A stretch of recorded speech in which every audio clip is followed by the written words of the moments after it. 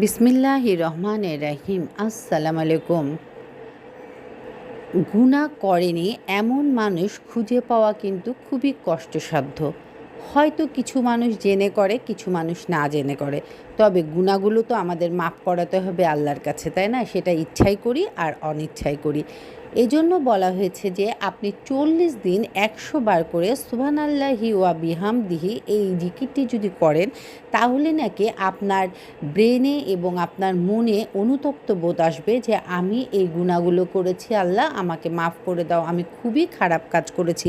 যখন আপনি নিজের মনে এই অনুতপ্ত বোধটা জাগবে এবং এই জিকিরের মাধ্যমেই নাকি আপনার মনের মধ্যে এই অনুতপ্ত বোধটা আসবে এবং তখন আল্লাহ তাআলা আপনার উপর খুশি হয়ে আপনার পূর্বের যত গুনাহ আছে মাফ করে দিবে এবং বলবে, আল্লাহ যে তুমি সামনের দিকে এগোও এবং আল্লাহর পথে চলো।